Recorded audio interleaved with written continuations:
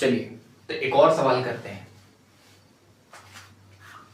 Question है हमारा कि the velocity of A small ball of density d1 when dropped in a container filled with glycerine becomes constant after some time. If the density of glycerine is d2, then the viscous force acting on the ball is. ये हमारा option है। चलिए solve करते हैं, आराम से समझिएगा। ए हमारे पास एक बॉल है, ऐसे बॉल का मास मान लेते हैं m, तो ऑफ कोर्स मास m है तो मास को लिखेंगे डेंसिटी होगा d1 इनटू वॉल्यूम इसका लेट्स बी। जब हम इस बॉल को इस पूरे के पूरे मीडियम के अंदर छोड़ेंगे, ये मीडियम किसके अंदर छोड़ रहे हैं, सवाल में दिया हुआ है कि ये बॉल को हम रिलीज कर रहे हैं ग्लिसरीन के अंदर। चारों तरफ ग्लिसरीन है, ऐसे चारों तरफ ऐसे ग्लिसरीन भरा हुआ है और इस ग्लिसरीन की डेंसिटी सवाल में दी हुई है d1 d2। ग्लिसरीन की डेंसिटी सवाल में दी हुई है d2। The density of glycerine is d2। जैसे ही हम इस m मास के ब्लॉक को छोड़ेंगे तो सबसे पहले बताइए कि इस m मास के ब्लॉक पे कौन सा फोर्स लगेगा। आप बोलिएगा कि इस m मास पे ब्लॉक पे एक फोर्स लगेगा शुरुआत में, gravitational force mg। Sir viscous force नहीं लगेगा, क्यों? क्योंकि शुरुआत में इसकी वेलोसिटी जीरो है। शुरुआत में वेलोसिटी जीरो है तो विस्कस फोर्स होता है हमारा in directly proportional to velocity. अब वेलोसिटी यहां पर जीरो है शुरुआत में तो विस्कस फोर्स नहीं लगेगा, लेकिन एक फोर्स जरूर लगेगा और वो होगा हमारा बायोंसी फोर्स।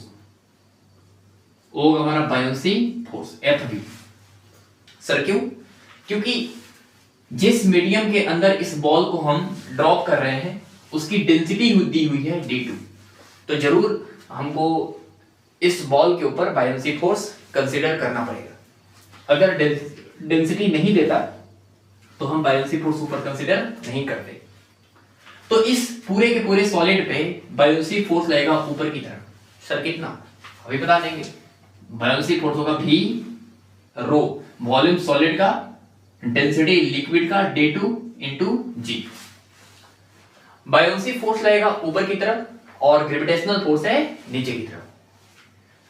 शुरुआत में एक ग्रेविटेशनल फोर्स इससे ज्यादा होगा क्योंकि दोनों कांस्टेंट फोर्स है। नेट फोर्स नीचे की तरफ आएगा। जब नेट फोर्स नीचे की तरफ आएगा तो बॉल का नेट एक्सेलरेशन नीचे की तरफ आएगा।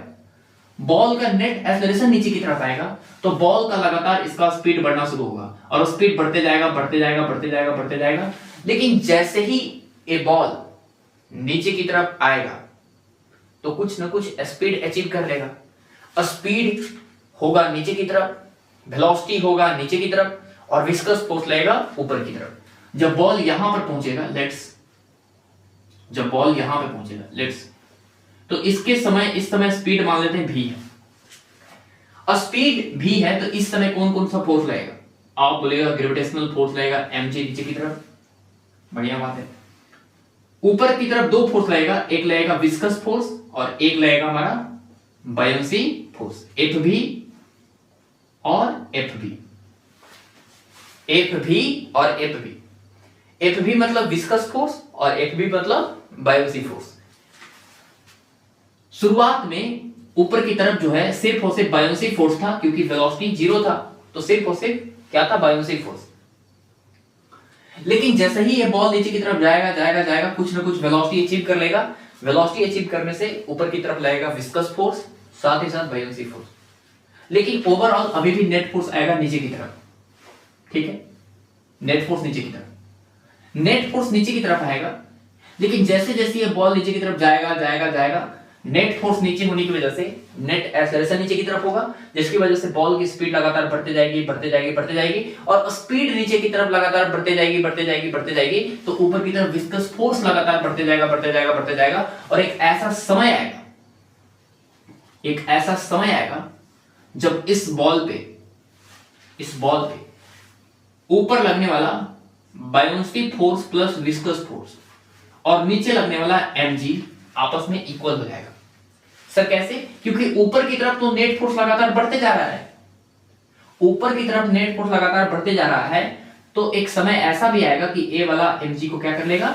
इक्वल। और जैसे ही ए इक्वल कर लेगा तो उस केस में नेट फोर्स कितना हो जाएगा?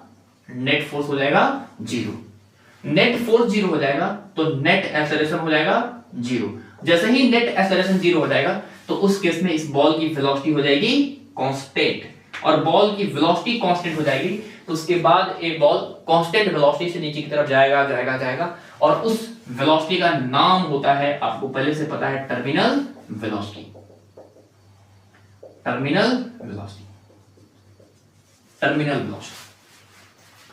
लेकिन सवाल में हमसे टर्मिनल वेलोसिटी नहीं पूछा है, बल्कि हमसे ये पूछा है कि विस्कस फोर्स कितना है, ये बताइए।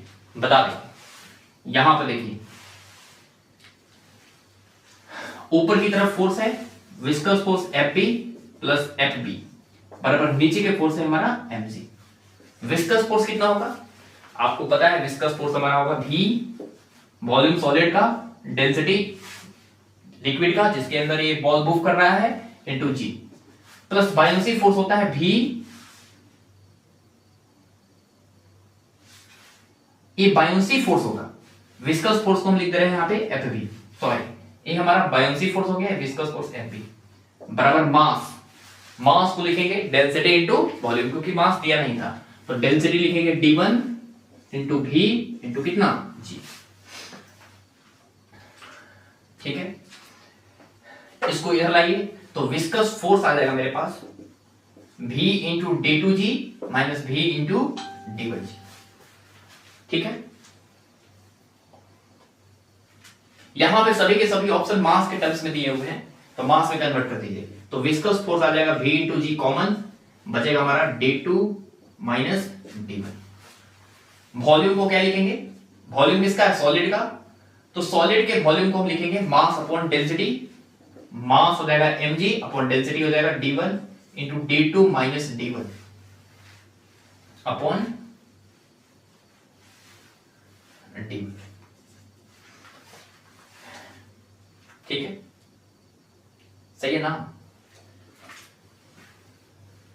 d1 vg, ए वाला होगा प्लस में, ए होगा माइनस में, ए प्लस ए माइनस, ए प्लस माइनस, अलग अलग डिवाइड करेंगे तो आ जाएगा मेरे पास,